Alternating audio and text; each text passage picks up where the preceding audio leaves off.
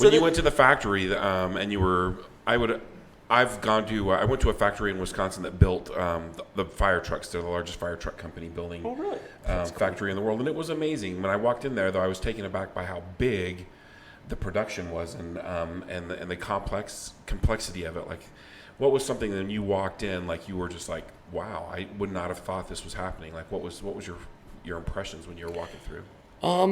My impression was how, honestly, it sounds simple, but how tall the ceiling is.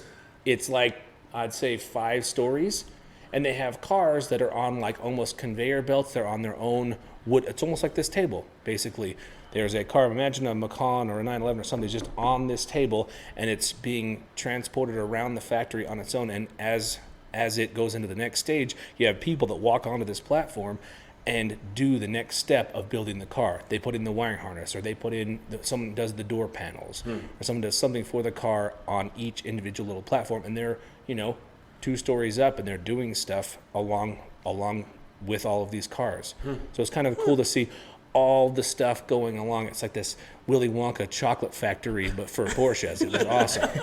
It was super cool. That is cool. Are they in that stage? Are they painted? Are they ready to go? Like, they are painted. Yeah, they go. That's the first step they go to. We didn't get to see that because that's a place they don't let consumers see. They dip them in zinc, and then they just they just paint them somewhere else, and then have them all trucked in, and they truck them in and put them on the roof.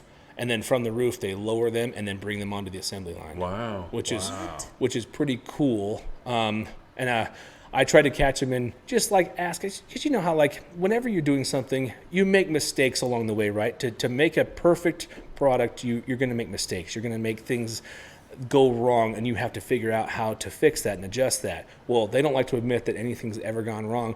So I'm watching. There's one specific part of the production that they put the back window and the windshield in. Okay, so they have these giant arms. They look just like this, only around 20 feet tall. They grab the windshield, and they put the urethane around it. This little thing spins, and then they have one arm that does a laser around the frame of the car, and then this arm comes in at like Mach 5. It just comes in like this, almost scares you, and it goes about 1/4 of an inch from the car, and it goes, and that's it.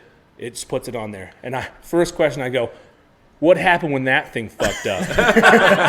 Because that would have just ruined a whole car right there. The guy's like, never happened.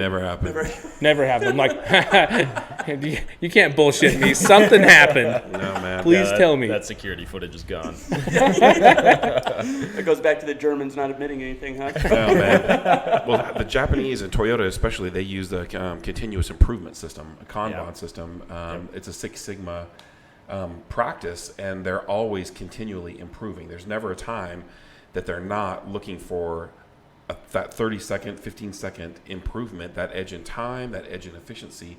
And I admire the hell out of them that they were able to. And I maybe it wasn't humble, maybe it's wisdom, but they were wise enough to lean into that system, because that is what is the still mills. Anything that's running with efficiency is using this very same method of thinking, and so I think that's amazing. Huh. Interesting. That's it is. My it's job. super Lots cool. of Japanese influence there. Yeah. I don't think there's any question the Japanese, in terms of their production and how they go about everything that they do, they're the best at it. Yeah. There's a reason Porsche, of all people, is calling Toyota saying, hey, come in here and help us, you know? Yeah. There's zero waste. That's what they're trying to look for. They're getting rid of all the waste. There's no one taking extra steps. There's no one, like the bolts are right there. The windshield, everything is just perfectly organized. It's an amazing system. I did this study. It took about 3 years for me to get certified in this methodology, and it was kind of blew my mind that we don't all think this way. They should teach this in high school. They should quit teaching about whatever the hell it is they're teaching about, but how to like continually improve your life, how to continually improve methods. And Yeah. Are you a Lean Six Sigma black belt? I am. Congrats, man. Thanks. Yeah. I'm a yellow belt, so I'm working my way there. Own it, buddy. Own it.